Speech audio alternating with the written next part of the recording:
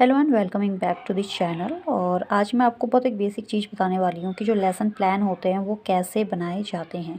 तो इसमें जो है कि मैंने कुछ पॉइंट्स लिखे हैं जो हमें लेसन प्लान में फ़ॉलो करने पड़ते हैं, और हो सकता है कि हर किसी के कॉलेज में अलग अलग लेसन प्लान बनते हों, लेकिन कुछ पॉइंट्स अगर आपके लिए हेल्पफुल हो सकते हैं तो आप प्लीज़ कमेंट सेक्शन में मुझे ज़रूर बताइएगा। तो सबसे पहले यहाँ पे आप लेसन प्लान लिख सकते हो, ठीक है। उसके बाद जो यहाँ पे कुछ हेडिंग्स डलती है जब आप लेसन प्लान बनाते हैं अपना, जैसे डेट हो गया, ठीक है। फिर आप क्लास, किस क्लास का आपको लेसन प्लान बनाना है।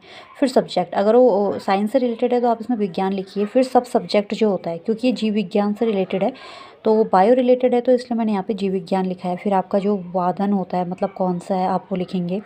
फिर अवधि, ड्यूरेशन जितना होता है 35 मिनट का मैंने यहाँ पे मेंशन किया है।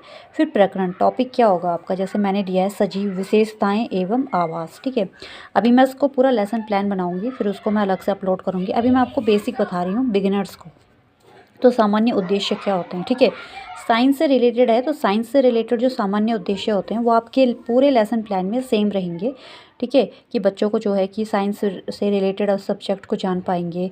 और विशिष्ट जो होते हैं, आपके विशिष्ट उद्देश्य जो होते हैं वो फिर आपका जो होता है कि सब्जेक्ट रिलेटेड हो जाता है। यहाँ पे टॉपिक रिलेटेड, कि उस टॉपिक से उनको क्या क्या सीख मिलेगी। जैसे यहाँ पे क्या है, नॉलेजेबल हो गया, ठीक है। फिर अंडरस्टैंडिंग हो गया, एप्लीकेशन रिलेटेड हो गया। तो ये उनके सारे क्या हो गए, विशिष्ट उद्देश्य हो चुके हैं। जो विशिष्ट उद्देश्य होता है आपको इसको स्पेसिफिक आपका ऑब्जेक्टिव्स भी बोलते हैं, ठीक है। फिर उसके बाद आता है आपका टीचिंग एड्स, क्या क्या आप वहाँ पे यूज़ कर रहे हैं। अगर आप चार्ट पेपर यूज़ कर रहे हैं या फिर आप 3D वहाँ पे कोई मॉडल लेके जा रहे हैं, वो हो जाता है। फिर आपका यहाँ पे प्रीवियस नॉलेज होता है। प्रीवियस नॉलेज होता है कि जो आप बच्चों को टॉपिक पढ़ा रहे हैं, ठीक है, तो उस टॉपिक से रिलेटेड उनको आपने कुछ क्वेश्चंस पूछने होते हैं वहाँ पे, उनका जो प्रीवियस नॉलेज है। तो ऑब्वियसली बच्चों को जो होता है कि साइंस विषय के बारे में तो पता ही होता है। और फिर यहाँ पे आते हैं हमारे प्रस्तावना प्रश्न, इंट्रोडक्टरी जो क्वेश्चंस होते हैं यहाँ पे, तो वो आप बना सकते हैं 4-5 जितने भी बना सकते हैं। यहाँ पे आते हैं छात्र अध्यापिका क्रियाएं भी हो सकती है, कथन भी हो सकता है कि जो क्वेश्चन हम उनसे पूछते हैं। और यहाँ पे आता है छात्र छात्रा अनुक्रियाएं, मतलब जो वो क्या करते हैं कि वहाँ पे रिप्लाई देते हैं, उससे रिलेटेड होता है। लेकिन जो लास्ट यहाँ पे क्वेश्चन बनता है उसी क्वेश्चन से क्या होता है, हमारा टॉपिक स्टार्ट होता है। इसीलिए लास्ट वाले क्वेश्चन को ऐसा बनाइए कि बच्चे जो हैं वहाँ पे मौन रहें या फिर वो उत्तर ना दे पा रहे हों। तो उद्देश्य कथन में आता है हमारा टॉपिक, कि आज हम जो हैं कि इस विषय के बारे में पढ़ेंगे। तो जो मेरा विषय था यहाँ पे था सजीव, विशेषताएं एवं आवास, तो ये यहाँ पे से शुरू हो जाएगा।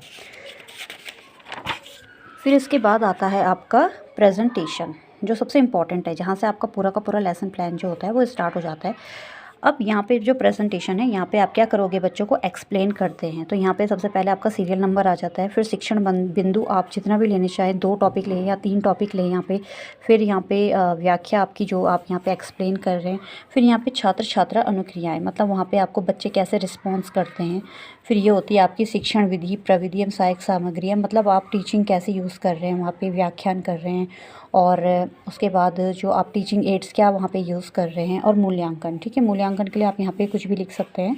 आपके लेसन प्लान में आता है आपका ब्लैक बोर्ड वर्क, ठीक है।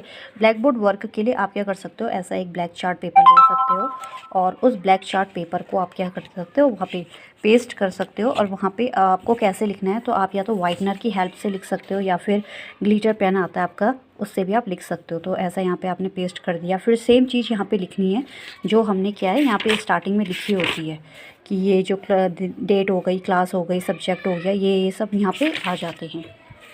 उसके बाद जो आपने टीचिंग एड्स यूज़ करे थे, या तो आप वहाँ पे डेफिनेशन लिख सकते हैं या फिर आप उसके टाइप्स लिख सकते हैं। उतना ही काम आपने ब्लैक बोर्ड में लिखना होता है, क्योंकि 35 मिनट के अकॉर्डिंग जब आप टीचिंग करते हैं तो वो आपका पूरा का पूरा टॉपिक जो होता है क्लियर तो हो नहीं पाता है। फिर एक होता है आपका निरीक्षण कार्य, ये वाला जो पॉइंट होता है ये भी सारे लेसन प्लान में सेम ही होता है, कि जो विद्यार्थी होते हैं वो श्यामपट्ट पे किए गए कार्य को अपनी जो उनकी नोटबुक है उसमें उतारेंगे।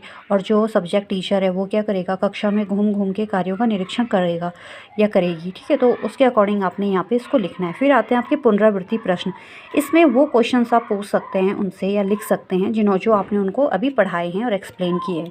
फिर सबसे इंपॉर्टेंट होता है होमवर्क। होमवर्क के लिए आप यहाँ पे 3-4 क्वेश्चंस लिख सकते हैं, और ऐसी मतलब चीज़ें जो होती है इसमें रिपीट होती है।